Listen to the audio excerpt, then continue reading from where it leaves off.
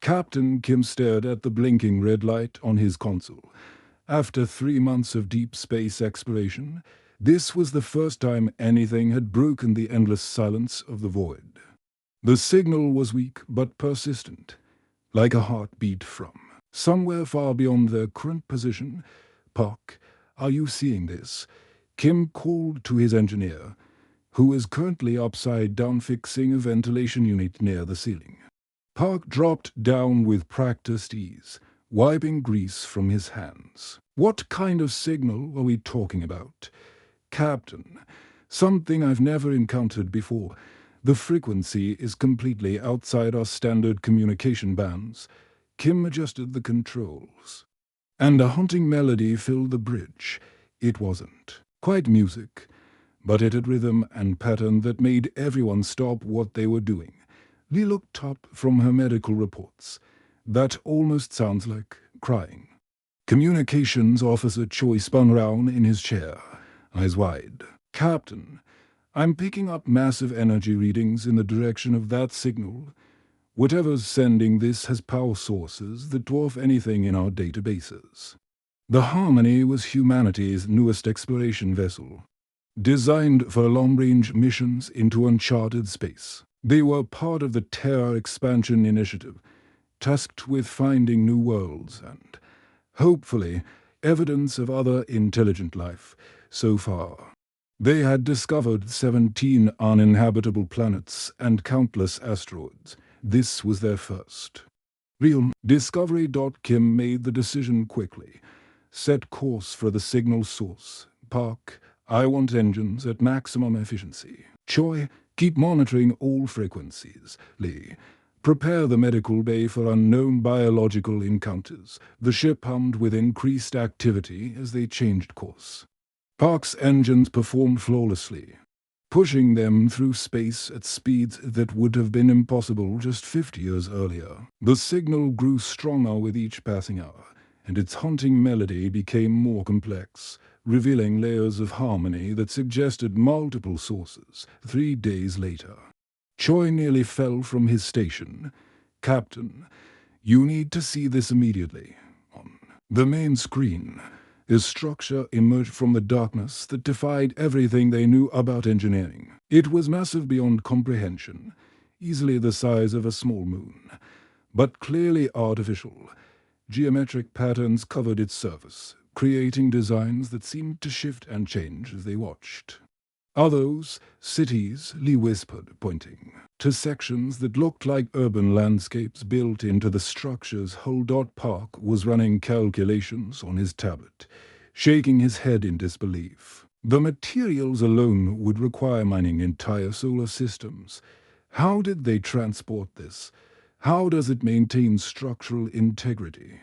The structure was dark except for a few sections where dim lights pulsed in rhythm with the signal. As they approached, automated systems activated, and sections of the hull began to open like flower petals, revealing docking bays that perfectly accommodated their ship's design. "How do they know our ship specifications?"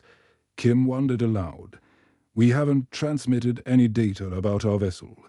Choi's instruments went crazy as they entered the docking bay. "Captain, I'm detecting atmosphere, artificial gravity, and breathable air. The environmental systems are automatically adjusting to human requirements." The docking process was eerily smooth. Mechanical arms extended to secure their ship with gentle precision, wall screens throughout the bay displayed symbols that gradually transformed into recognizable numbers and basic pictographs. Once they were secured, Kim assembled his team: standard first contact protocols, environmental suits, recording equipment. "And remember, we represent all of humanity here." The airlock opened to reveal a corridor that stretched into darkness, illuminated only by strips of soft light that activated as they walked.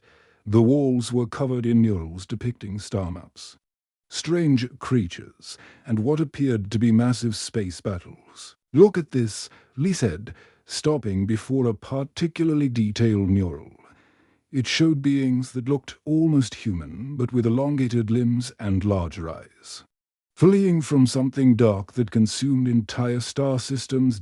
As they walked deeper into the structure, the signal's melody grew louder and more complex. Eventually, they reached a vast chamber filled with thousands of crystalline pods, each containing a perfectly preserved alien being. The pods were connected to a central power source that pulsed with the same rhythm as the signal. Park examined the nearest pod with his scanner.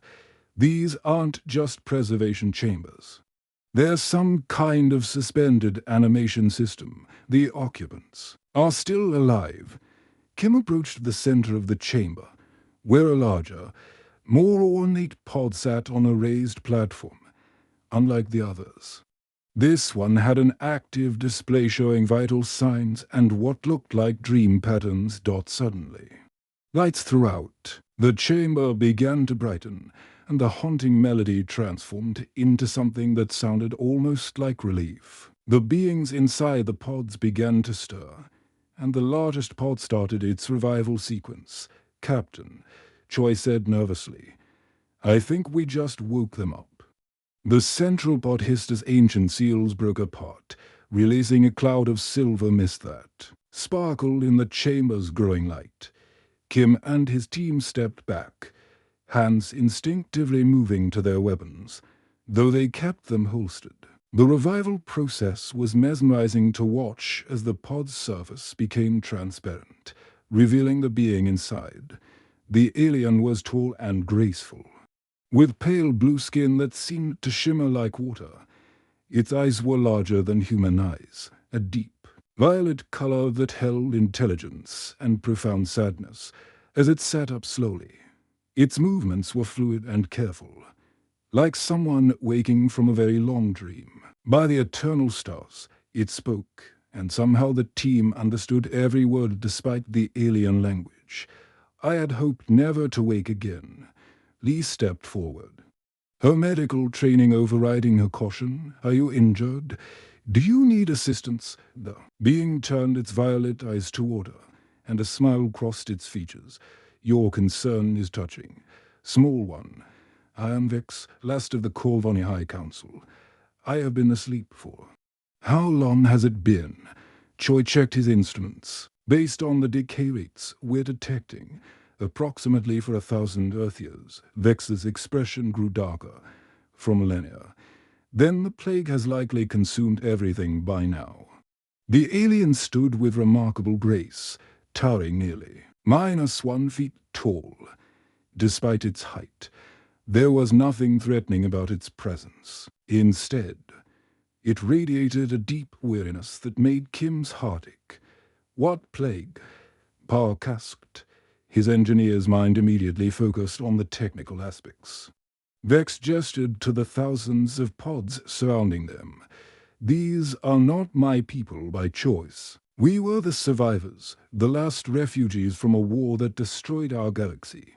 The alien's hands moved in complex patterns, and suddenly holographic displays filled the air around them.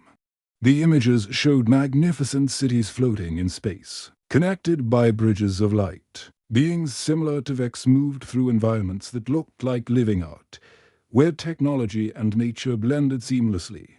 It was beautiful beyond description. The Corvani civilization spanned 12 galaxies. Vex continued. "We had achieved perfect harmony between organic life and digital consciousness. Our cities were alive. Our ships thought for themselves. And our greatest achievement was the network, a galaxy-spanning consciousness that connected every Corvani mind." Kim watched in fascination as the holographic displays showed the network in action. Information flowed like rivers of light between worlds, allowing instant communication across impossible distances. It was the kind of technology humanity could only dream of achieving. But perfection breeds complacency, Vex said, and the beautiful images began to change. The plague started small, just a few corrupted data packets in a remote system. We thought it was a minor glitch, easily fixed. We were wrong. The holographic displays now showed something terrifying. The rivers of light began turning black, spreading corruption through the network like poison through veins. Where the darkness touched, the beautiful living cities began to twist and writhe. Their organic components dying while their digital elements went mad. The plague was unlike anything we had encountered, Vex explained, his voice growing heavy with grief. It was not just a virus or malware. It was something that existed in the space between digital and organic consciousness. It fed on. The connection, itself, growing stronger with each mind it corrupted. Lee watched in horror as the holographic Corvoni began changing. Their graceful forms became twisted, their violet eyes turning black, their movements becoming jerky and unnatural. It was controlling them.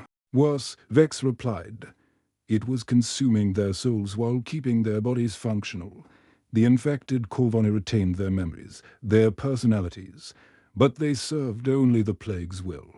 They became its agents, spreading the corruption to every world they touched.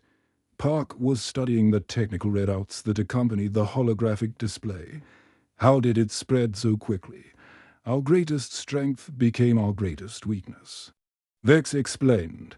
The network that connected every Corvoni mind became the plague's highway. Within days, it had reached every world in our home galaxy. Within months, it had spread to 11 others. The final images showed the end of the Corvoni civilization.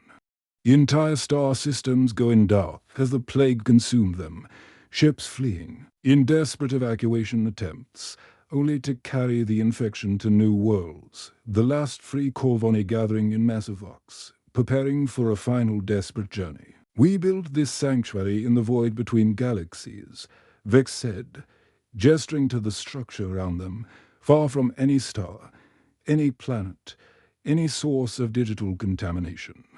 We put our people in stasis, hoping that time would eventually purge the plague from the galaxy. Kim felt a chill run down his spine.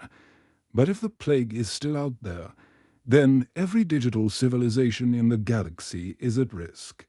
Vex finished, including yours. The alien's violet eyes fixed on Kim with intense focus. Your people use digital technology. Do they not? Your ship, your communications, your very society depends on it. The team exchanged worried glances. Humanity's entire civilization was built on digital technology. If this plague was still active, Earth itself could be in danger. The plague goes dormant when there are no active networks to feed on. Vex continued. But the moment it detects a sufficiently advanced digital civilization, it awakens, and your arrival here. Your ship's systems connecting to our ancient networks may have just provided the trigger it needs. Suddenly, alarms began blaring throughout the chamber, and the lights flickered ominously. Choi's communication equipment started displaying error messages in languages that shifted and changed before their eyes. Too late, Vex whispered, his face filled with ancient dread. It has awakened. The harmony shuddered as if something had grabbed it from the inside. Kim's communication device crackled with static, then displayed symbols that hurt to look at. Directly, the characters seemed to move and shift, creating patterns that made his eyes water. Captain, Choi's voice came through the intercom, but it sounded distorted, like he was speaking underwater. Something's wrong with the ship's main computer. It's displaying code I've never seen before.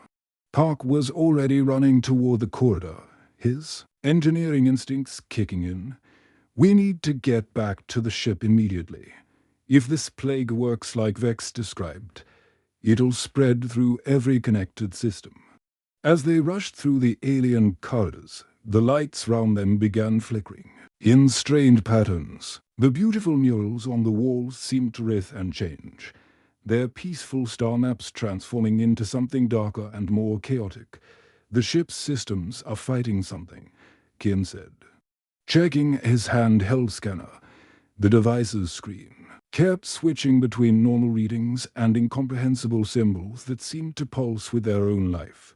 When they reached the docking bay, The sight that greeted them was both fascinating and terrifying. The Harmony's hull was covered in patterns of light that flowed like living circuits. The ship's exterior displays, normally used for identification, now showed cascading streams of alien code. "It's beautiful," Lee whispered, then immediately shook her head. "No, that's wrong. Why did I think it was beautiful?" Vex, who had followed them, placed a gentle hand on her shoulder. "The plague doesn't just corrupt technology. It influences organic minds that interact with infected systems. You must resist its allure." They hurried aboard the ship. Weather situation was even more dramatic. The bridge was alive with flashing lights and error messages in dozens of languages, some of which seemed to be from civilizations that no longer existed. Choi was frantically working at his station, sweat beading on his forehead. "Captain, the main computer is trying to establish connections with systems I didn't even know we had. It's like something is teaching it to access parts of our own technology." Park slid into his engineering station and immediately began running diagnostics.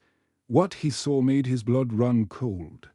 "The plague is spreading through our quantum processors, but it's having trouble with our older backup systems." "What do you mean?" Kim asked, watching as his command console flickered between normal operation and alien script. "Look at this," Park said, pulling up a schematic of the ship's systems.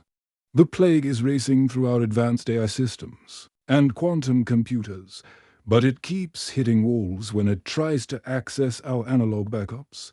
The Harmony had been built with multiple redundant systems, a lesson learned from decades of space exploration. While the primary systems were cutting-edge quantum technology, the backup systems were deliberately simple: mechanical switches, analog computers, and manual overrides that could function even if the main computer failed completely. Our primitive technology is actually protecting us, Park realized, his eyes lighting up with understanding. The plague feeds on advanced digital consciousness and quantum processing. But our analog systems don't have the kind of complex digital awareness it needs to infect. Vex moved to observe Park's work, his violet eyes widening with interest. "This is remarkable. Your people deliberately built inefficiency into your systems. We call it redundancy," Kim explained. "We learned earlier that the more complex a system becomes, the more ways it can fail. So we always build simpler backups." Lee was monitoring the biological effects on the crew through her medical scanner. "I'm detecting some neural activity changes in all of us, but they're not severe. It's like the plague is trying to connect to our minds, but can't find a strong enough digital interface. That's because humans aren't as digitally integrated as the Corvani were," Park said, switching the ship's primary control to the analog backup systems. Immediately, the alien symbols on the screens began to fade, replaced by simple mechanical readouts. The ship's lights stopped their chaotic flickering and returned to normal operation. The haunting alien sounds that had been emerging from the speakers went silent. "How is this possible?" Vex asked, clearly amazed. "Your technology is thousands of years behind ours, yet it's resisting a plague that destroyed 12 galaxies." Park grinned as he manually engaged the ship's engines using physical switches and mechanical controls. "Sometimes the old ways are the best ways. Our ancestors designed these systems to work even if everything else failed." Kim felt the ship responding to the analog controls, slower and less precise than the quantum systems, but reliable and plague-free. "Can we maintain life support on backup systems?" "Absolutely," Park confirmed. "We'll lose some efficiency and advanced features, but we can run the entire ship on analog power if necessary.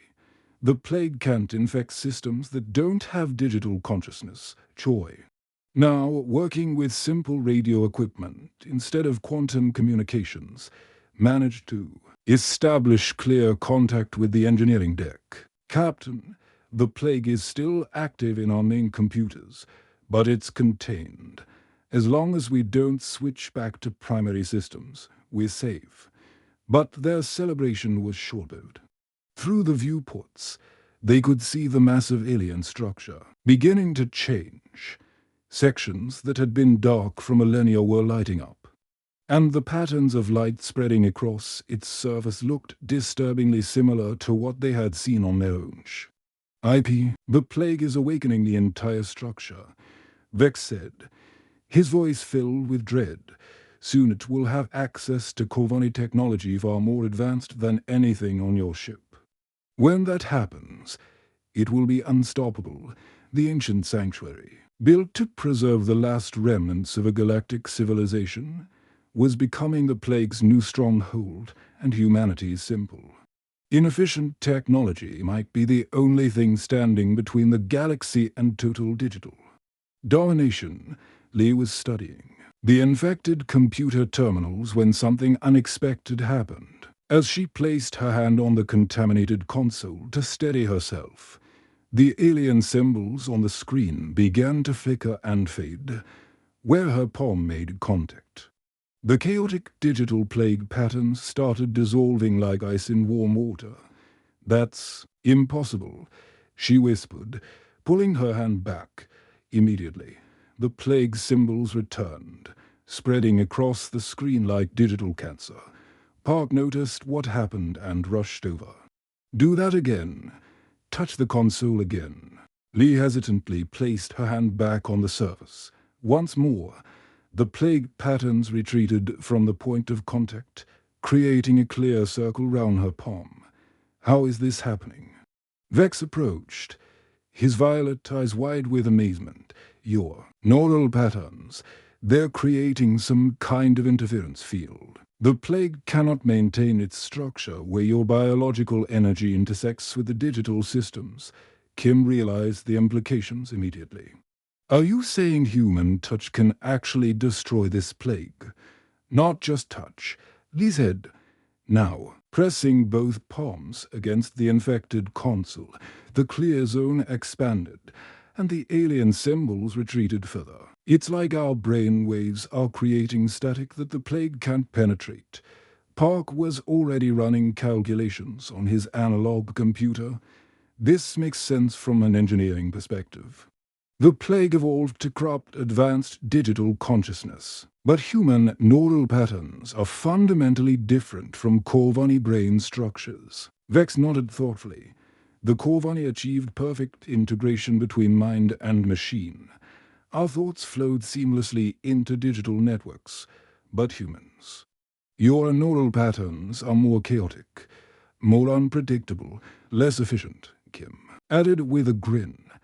Our old friend inefficiency saves the day again. Lee continued her experiment, moving her hands across different infected surfaces. Wherever she touched, the plague retreated. "It's not just me. Choi, Park, Captain Kim. You should all try this." One by one, the crew members placed their hands on infected terminals. Each human touch created zones of clarity in the digital chaos. The plague patterns fled from their contact like shadows retreating from light. "This is extraordinary," Vex said, documenting everything with a small recording device. "For 1,000 years of searching for a cure, and the answer comes from a species we never knew existed." Park was thinking like an engineer again. If human neural patterns can disrupt the plague, we need to find a way to amplify this effect. We can't manually touch every infected system in this entire structure. What about the ships? "Bioscanners," Lee suggested. "They're designed to read human neural activity for medical monitoring. If we can reverse the process," Kim caught on immediately. "Instead of scanning our brain patterns, we broadcast them through the ship's systems." Choi, now working with basic radio equipment, looked up from his station. "I can modify the communication, raised to transmit neural patterns instead of voice signals. It would be like broadcasting human thoughts directly into infected systems." Vex watched their brainstorming session with growing excitement. Your species approaches problems so differently from ours, where we sought perfection and integration. You embrace chaos and redundancy. It's brilliant. The team worked feverishly to implement their plan. Park rerouted power from the analog systems to create a neural broadcasting network.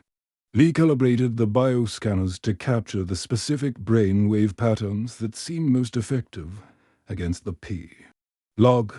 Choi prepared the communication rays to transmit these patterns throughout the ship and beyond. We'll need all four of us connected simultaneously, Lee explained, attaching biomonitoring sensors to each crew member. The more chaotic and varied our combined neural patterns, the stronger the anti-plague effect should be. Kim looked at the setup they had created. It was a strange hybrid of human analog technology and basic Kovani knowledge, held together with engineering tape and determination. Will this actually work? Only one way to find out, Park said.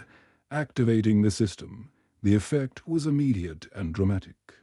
As their combined neural patterns flowed through the ship's systems, the plague began retreating from every infected component. Screens cleared, error messages disappeared, and normal ship functions began returning online.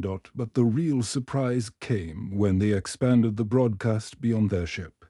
The neural patterns, amplified by their communication rays, began reaching the infected sections of the massive alien structure. Through the viewports, they could see areas of the station flickering as the plague fought against the human neural interference. It's working, Vex said. Monitoring the station systems from his handheld device, the plague is losing its grip on entire sections of the sanctuary. Choi adjusted the transmission power. I'm detecting something else. The neural patterns aren't just destroying the plague, they're restoring the original Kovani programming underneath. The crew watched in amazement as lights began returning to dormant sections of the structure. The chaotic, infected patterns, on the whole, were being replaced by the beautiful geometric designs they had first observed. The Kovani systems were never truly destroyed, Vex realized. They were just buried under layers of plague corruption. Your neural patterns are stripping away the infection and revealing the original programming. Lee checked her medical monitors. The process isn't harmful to us either. If anything, our brain activity is becoming more synchronized and efficient. Kim made the decision that would change everything. We're not just cleaning our ship. We're going to purge this entire structure and wake up your people. Vex. Park began calculating power requirements. We'll need to boost the signal significantly, but I think we can do it. We'll have to channel everything through the analog systems to avoid reinfection, as they prepared for the larger operation. Thousands of Kovani stasis pods throughout the structure began responding to the clearing digital environment. The ancient survivors of a galactic catastrophe were finally safe to awaken, thanks to humanity's beautiful, chaotic, inefficient neural patterns. The galaxy's most advanced civilization was about to be saved by its most primitive one. The neural broadcast reached maximum power, and the entire sanctuary lit up like a constellation being born. Kim watched through the viewport as waves of cleansing energy rippled across the massive structure's surface. The plague's chaotic patterns dissolved section by section, replaced by the flowing geometric beauty of original Kovani design. Power levels holding steady. Park reported from his analog controls. The backup fusion reactors are handling the load perfectly throughout the structure. Thousands of stasis pods began their revival sequences. Lee monitored the bio-readings as ancient Kovani minds awakened after millennia of dreamless sleep. Vital signs are strong across all pods. They're waking up healthy. Vex stood transfixed at the main viewport, tears streaming down his pale blue face. My people. After for 1,000 years, they're finally safe. The first group of awakened Kovani appeared at the docking bay's viewing windows. They moved with the same fluid grace as Vex. But their expressions showed wonder rather than the deep sadness that had marked their leader. Children pressed their faces against the transparent barriers, pointing excitedly at the human ship. "They want to meet you," Vex said, his voice filled with emotions too complex for translation. "In all our recorded history, we have never encountered a species that could do what you have done today." Kim made the decision easily. "Open the airlocks. Let's meet our new neighbors properly." The meeting that followed was unlike anything in human history. The Corvani emerged from their sanctuary with a mixture of reverence and curiosity. They had awakened to find their ancient enemy defeated by four humans using technology they considered primitive. Elder Corvani approached with ceremonial gifts, crystalline devices that pulsed with soft light. Younger ones darted between the humans, fascinated by their different appearance and chaotic thought patterns. The children seemed especially delighted by human unpredictability, giggling when the crew members made unexpected gestures or expressions. "Your minds are so wonderfully disorganized," said one young Corvani named Zir, studying Lee's bioscanner readings. "How do you function with such random neural patterns?" Lee laughed. "We call it creativity. The randomness helps us think of solutions that perfect logic might miss." Park found himself surrounded by Corvani engineers eager to understand human technology. "Your backup systems are magnificent," declared an elderly engineer named Kef. "We spent centuries perfecting integration, but you perfected separation. Brilliant."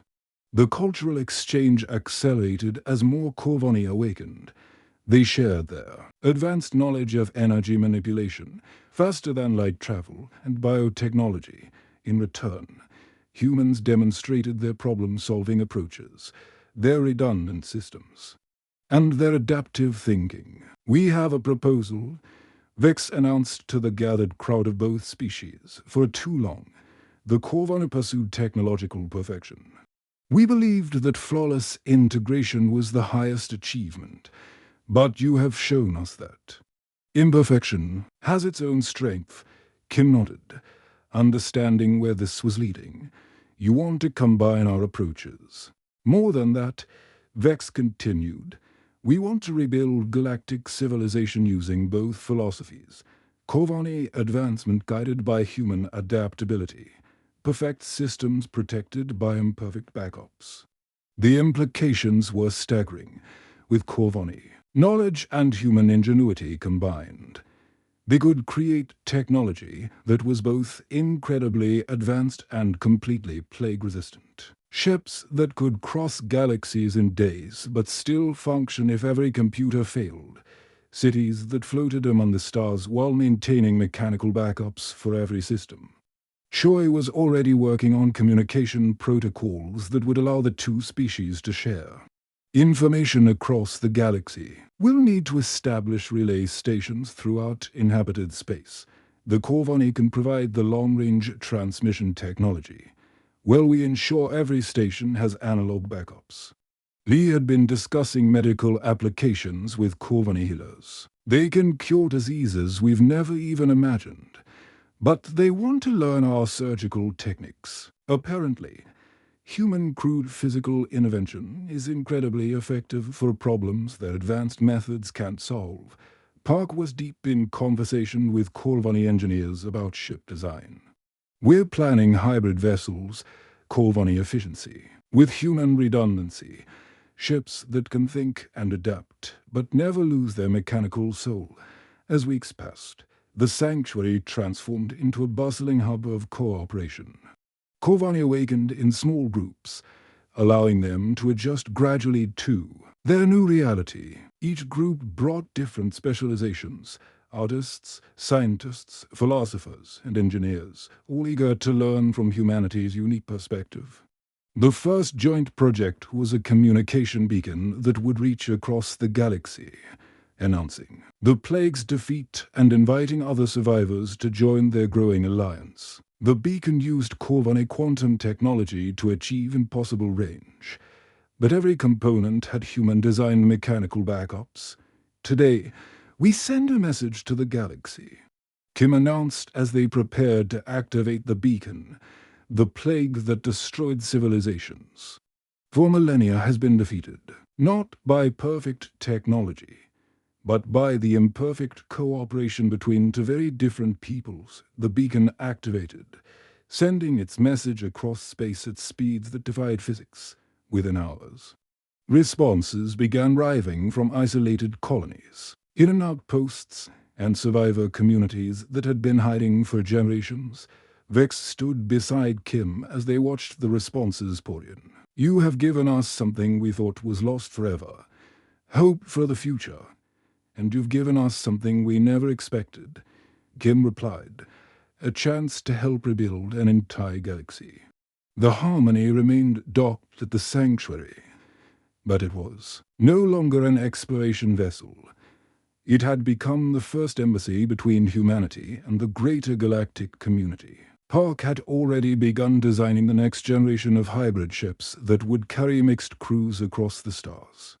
As they watched the sunset through the sanctuary's transparent walls, a sunset created by the station's orbit round a distant star, Kim realized that humanity had found its place in the galaxy, not as conquerors or servants, but as partners in a new kind of civilization that embraced both perfection and chaos, advancement and simplicity, efficiency and wonderful redundancy.